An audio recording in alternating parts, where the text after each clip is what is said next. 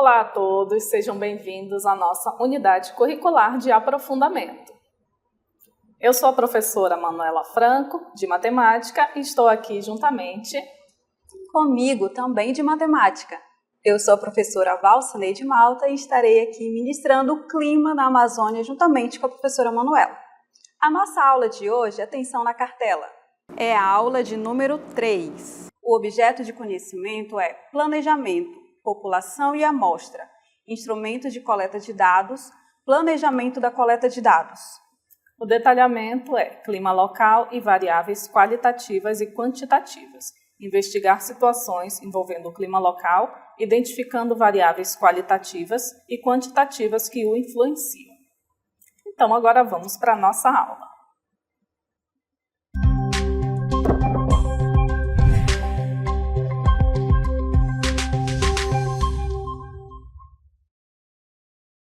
Olá, olá! E agora, professora Manuela, com essa chuva, como vai ficar a nossa aula?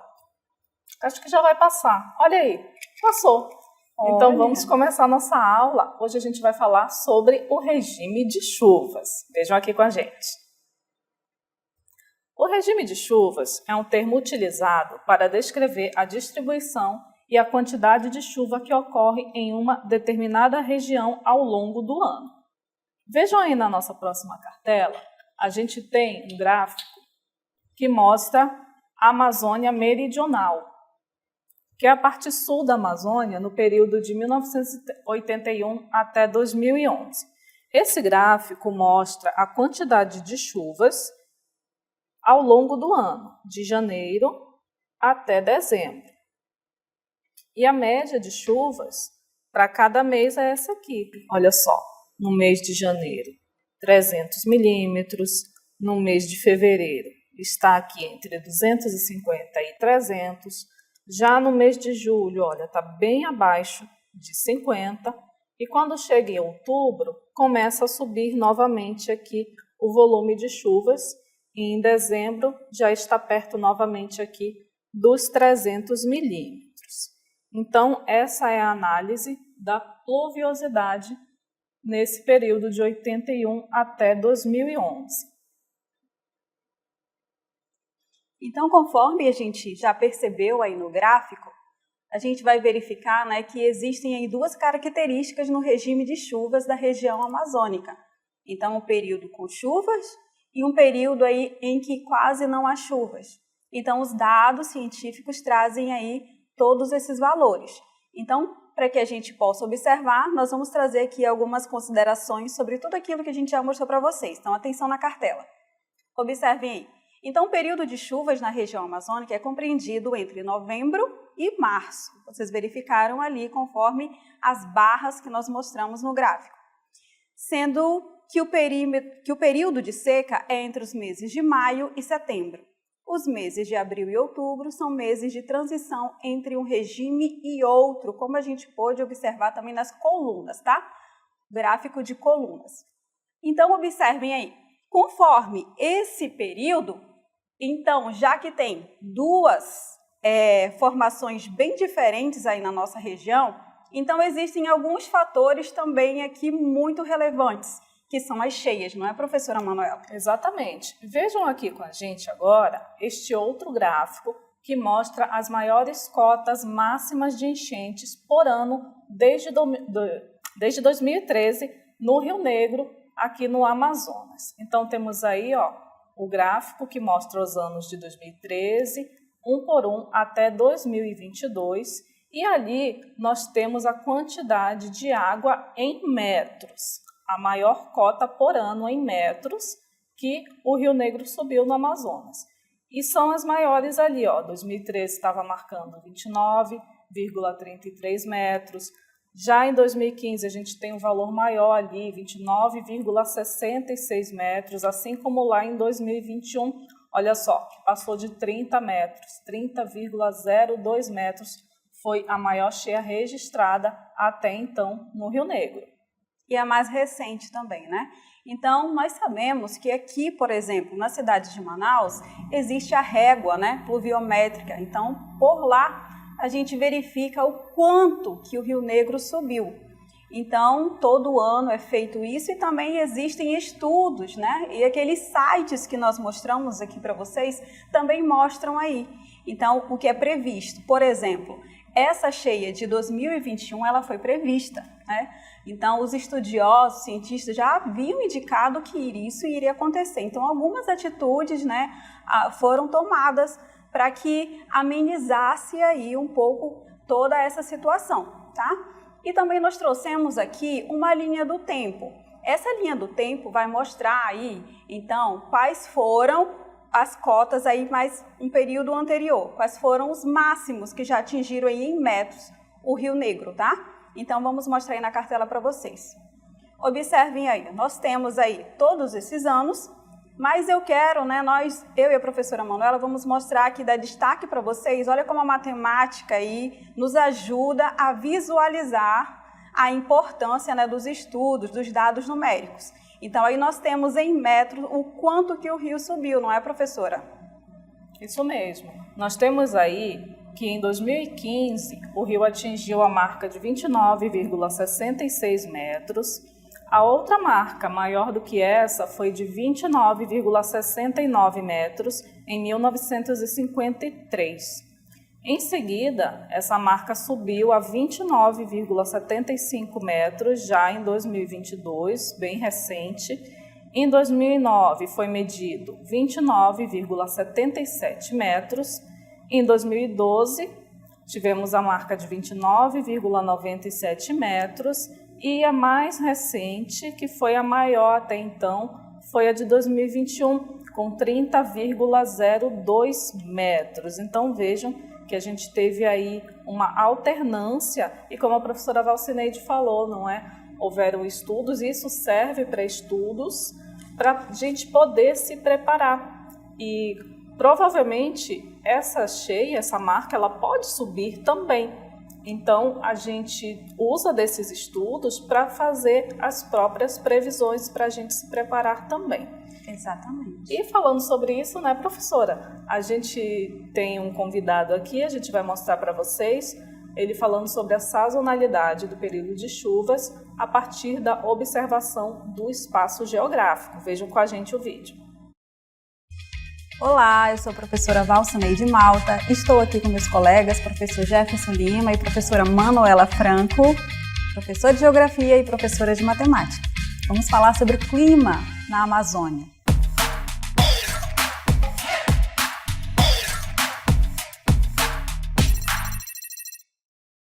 Nós sabemos sobre a particularidade do regime de chuvas na região norte do Brasil. Então a pergunta é, o que o senhor tem a considerar sobre o fluxo dos rios cheia e vazante?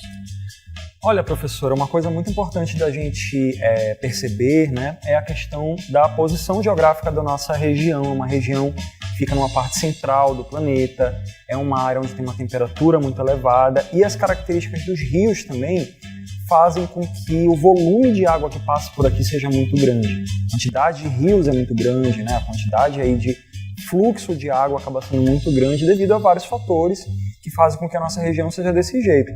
E aí, ao longo do ano todo, a gente tem esses períodos onde ficam bem claros para as pessoas que estão visualizando, né? Tem um período do ano onde vai ter um volume de água maior, né? Que é o período da cheia, onde geralmente é um período onde tem uma quantidade de chuvas muito grande, e essa água vai cair na superfície e vai escoar, né, pelos rios. E o período da vazante, que é quando, né, esse nível vai reduzindo mesmo, e aí vai ficando aquele espaço mais amplo, né, aquele espaço com pouca água, né? O volume de água na região norte, na região amazônica, é muito grande, a gente consegue ver isso, e aí a gente vê que algumas consequências acabam acontecendo por conta disso. Quando o volume da água está em período de cheia, é um volume que, devido a essa região ter essa possibilidade de ter uma quantidade de chuvas muito grande durante um período, isso acaba fazendo com que a quantidade de água seja muito maior do que o normal. E aí o fluxo é muito alto, gera alguns prejuízos. E o contrário acontece, né? Quando está na vazante, acontece aquela diminuição no fluxo da água e fica aquela área mais aberta, exposta, né, ao redor dos rios. Isso também acaba prejudicando a população, tanto em um quanto em outro. Então a gente vive nessa dinâmica todo ano. Ok, professor, muito obrigada. E agora, também continuando nesse mesmo assunto, nós vamos agora perguntar à professora Manuela. Então, professora Manuela, como a matemática ela pode colaborar ao analisar o conhecimento popular e o conhecimento científico sobre as mudanças climáticas? Bom, a matemática colabora no sentido de interpretar textos científicos ou mesmo textos divulgados pela mídia na hora de interpretar os dados exibidos em gráficos ou tabelas, e a gente também pode usar as medidas de tendência central ou de dispersão. Ok, muito obrigada, professora. E para finalizar, mais uma pergunta, então, para o professor Jefferson sobre o que influencia, então, professor, na mudança do regime de chuvas e quais as possíveis consequências disso? Pois é, como a gente falou ainda agora, né? A região amazônica, professora, ela está numa área mais central do nosso planeta, está na zona tropical do planeta, bem próximo da linha do Equador. A grande maioria, né, da área aqui da região amazônica está numa parte mais central, que recebe mais energia do sol, e isso acaba influenciando no movimento dos ventos que acontecem também aqui, que os ventos vão trazendo as massas de ar, vão trazendo as chuvas, né, de um lugar para outro. E aqui na nossa região, os ventos eles são muito mais intensos, né, as áreas ali de movimentação do ar, e isso acaba aumentando, né, a potência na geração das chuvas. Isso a gente ainda tem um agravante, não é bem um agravante, mas é algo que aumenta ainda mais as chuvas, que é a chamada evapotranspiração, né, que é essa evaporação, essa meio que respiração da floresta amazônica, gerando vapor de água que vai se acumular e gerar as nuvens. Então, isso acaba influenciando na quantidade de chuvas aqui da nossa região. Então, durante aquele período, as chuvas aqui na região amazônica, né, por volta de dezembro até maio, mais ou menos, elas ficam num volume muito maior devido a essa movimentação ali dos ventos e tudo mais, e dessa respiração da floresta, e durante o período ali de agosto, né, até mais ou menos outubro, novembro, a gente tem ali essa dinâmica bem mais fraca, né, com uma quantidade de chuvas menor.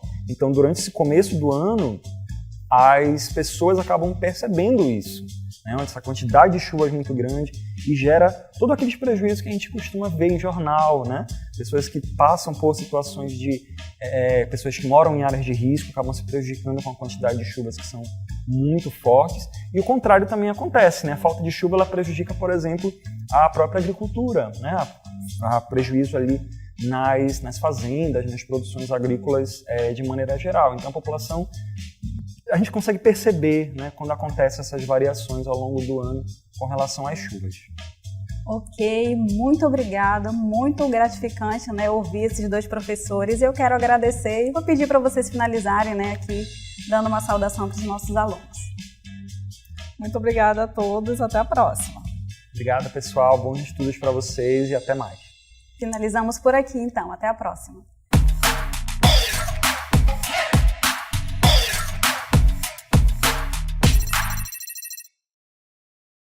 Ok, então como vocês puderam ver, a nossa região, a região amazônica, tem características ímpares, certo?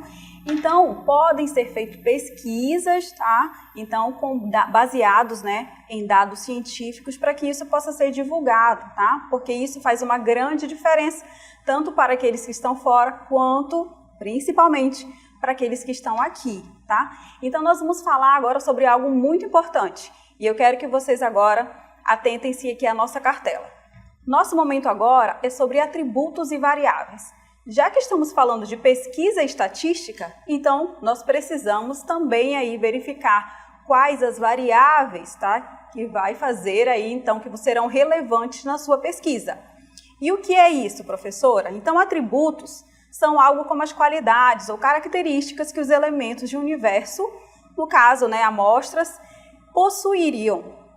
Estes atributos podem ser valorados, isso é, assumir diferentes valores numéricos ou não, passando a se chamar variáveis. E é sobre isso que nós iremos falar agora, até porque você vai usar isso em uma pesquisa estatística, tá?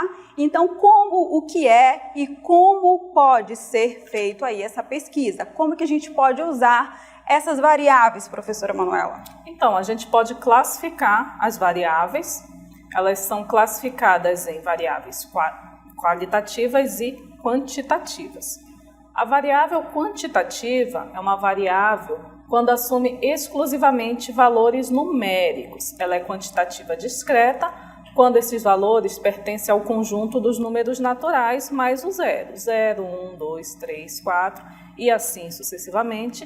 Geralmente esses valores são resultados de um processo de contagem. Por exemplo, temos aí o número de meses do ano em que mais chove no Amazonas. Esse é um exemplo de variável quantitativa discreta. Por quê? Porque a gente pode fazer essa quantidade.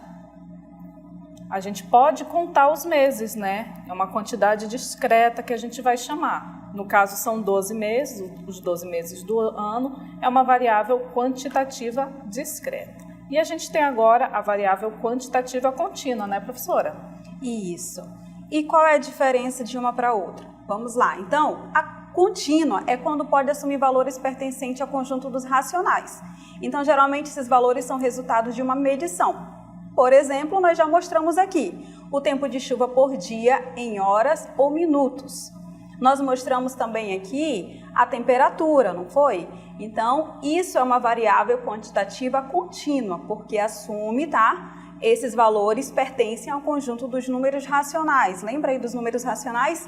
São aqueles, né? São os decimais, são as frações, tá? Porcentagem e assim por diante. Então, lembrem-se aí mais uma vez. Variável quantitativa contínua. São aqueles valores que podem assumir, tá? E eles pertencem ao conjunto dos racionais. O que mais que nós temos também falando aí sobre essas variáveis? E uma variável é dita qualitativa ou categórica ou nominal quando pode assumir apenas valores não numéricos, né? Então, existem aí várias coisas, né, que a gente pode usar, não é, professora Manuela? Que a gente não precisa especificamente usar números. Como, por exemplo, nós temos aí, ó, o clima no período de pouca ou de muita chuva, que pode ser seco ou úmido. Um caso especial das variáveis qualitativas ou categóricas é o das variáveis lógicas, que podem assumir apenas dois valores, S de sim e N de não, certo? Exatamente. Então, as variáveis qualitativas, como o próprio nome diz, apresenta uma qualidade, um atributo.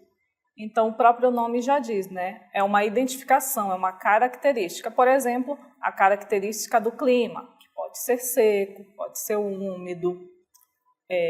Então, são essas variáveis que a gente chama de qualitativa. São as que a gente não pode quantificar, porque as que a gente conta, sejam números inteiros ou racionais, são as quantitativas. As qualitativas é um atributo, é uma característica dessas variáveis. Vamos ver agora as distinções. Uma variável originalmente quantitativa pode ser coletada de forma qualitativa. Por exemplo, a variável idade, medida em anos completos, é quantitativa contínua, porque ela tem uma quantidade. Mas se for informada apenas a faixa etária, vejam que faixa etária já não é uma contagem, já é um atributo. Por exemplo, ali a faixa de 0 a 5 anos, de 6 a 10 anos, etc., acaba sendo já uma variável qualitativa, onde a gente está atribuindo ali aquela faixa etária.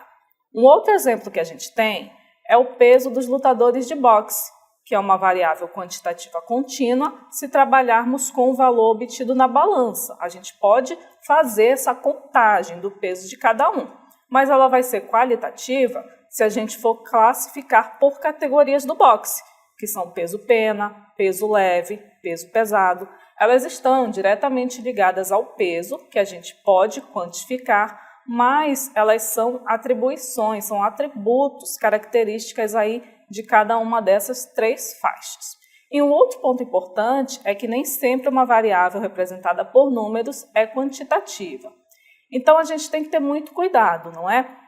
Geralmente, quando a gente olha para uma variável que tem números, a gente já vai pensar, já vai ser induzido que é uma variável quantitativa, mas a gente precisa analisar para poder classificar se ela vai ser qualitativa ou se vai ser quantitativa, né, professora? Isso. E para que fique claro, nós trouxemos aqui um fluxograma para que você verifique aí essas distinções, tá?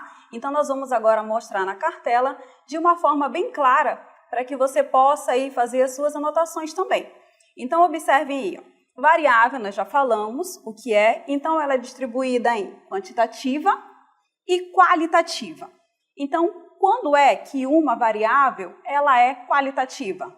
Quando ela é nominal, qualitativa, tá? Vamos seguir aqui as setinhas. Quando é nominal, exemplo, região de procedência. Qual é a sua região? É da região aqui, norte? Da região sul? Então, isso são dados qualitativos.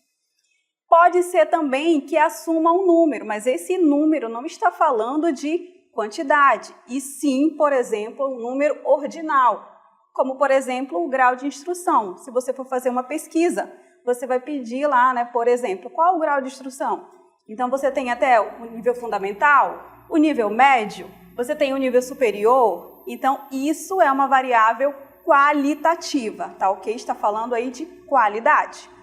E a variável quantitativa, nós podemos ter, por exemplo, a discreta, que usa, vamos lá lembrar, a discreta usa os números naturais, por exemplo, o número de filhos em família. Então, a gente vai falar aí 0, 1, 2, 3, então são números naturais.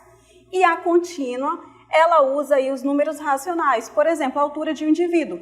É muito difícil você ter uma altura fechadinha, né? Então, é sempre em metros, então é um número racional. Por exemplo, eu tenho 1,59 m, então isso é uma variável quantitativa contínua, tá ok? Porque está falando aí de número.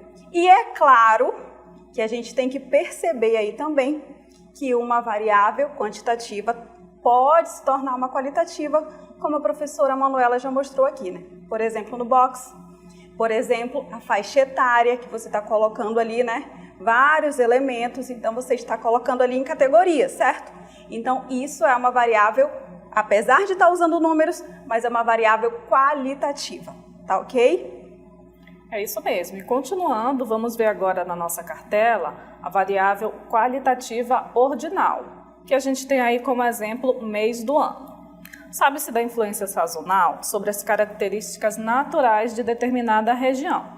No caso, a cidade de Manaus mostra a média do dia mais quente e da noite mais fria de cada mês nos últimos 30 anos e a relação com a quantidade de chuva, de precipitação. Então, a gente vai mostrar isso daqui a pouco para vocês no gráfico e a gente vai analisar cada parte desse gráfico. A gente tem ainda aqui outros exemplos de variável quantitativa contínua, que é a temperatura em graus Celsius. Um outro exemplo também de variável quantitativa contínua é o nível de chuva em milímetros por metro quadrado, que é a precipitação que a gente já viu como que faz para medir. A análise da temperatura faz importante, pois afeta a formação de faíscas de incêndios, por exemplo. Agora vamos para o nosso gráfico, onde a gente vai verificar essas variáveis. A gente tem aqui, ó, temperaturas e precipitações médias. Esse gráfico apresenta as temperaturas que vão de 20 a 40 graus Celsius, nesse lado do gráfico. Aqui do outro lado, a gente tem a precipitação em milímetros por metro quadrado. E a gente tem aqui, ao longo do gráfico, os meses do ano, de janeiro até dezembro. E aqui tem a legenda.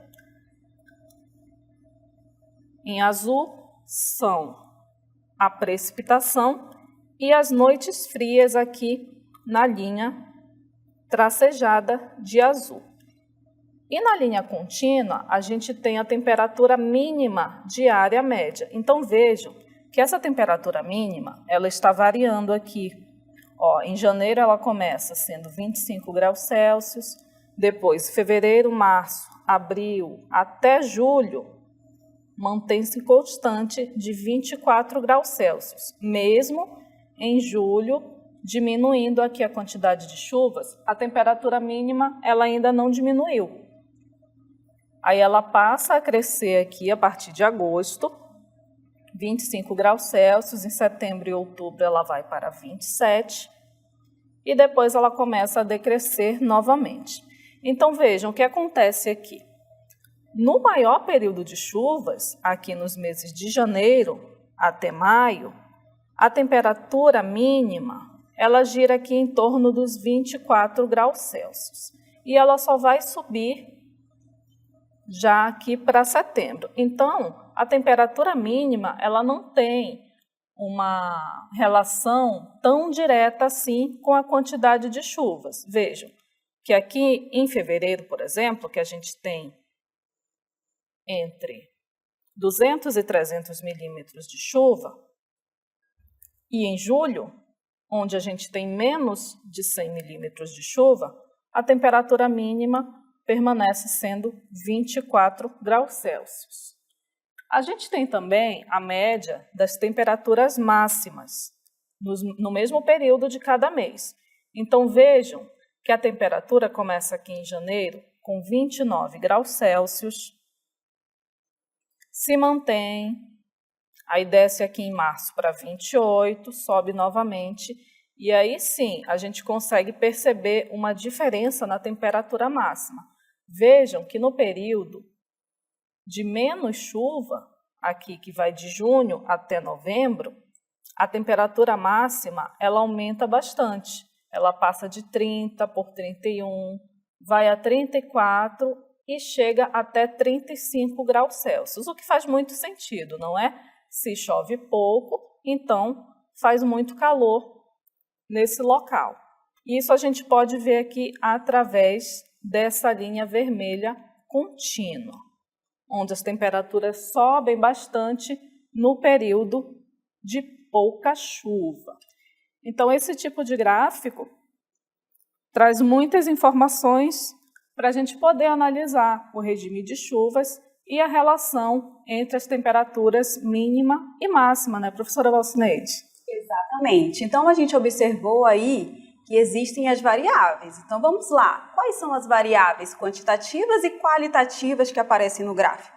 Então, quando eu falo de temperatura, quando eu falo de precipitação, estou falando ali de variáveis quantitativas, certo?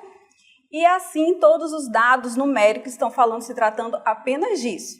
Agora, vocês perceberam que no gráfico também tem as noites mais quentes e as noites mais frias. Então, esses dados, apesar de ser numérico, porque a temperatura mais quente do dia, né, vai ter ali aquela temperatura em graus Celsius, certo? Mas está falando ali de qualidade. Por exemplo, se a gente for olhar quais foram as noites mais quentes, ou os dias mais quentes, desculpa, e as noites mais frias. Então, apesar de ser numérico, estou falando de variável qualitativa, tá ok? Espero que tenha ficado claro aí essa diferença para eles, não é, professora Manuela? E é isso. Espero que vocês tenham aí gostado aí dos nossos dados e nós vamos encerrar a nossa aula por aqui. Até mais!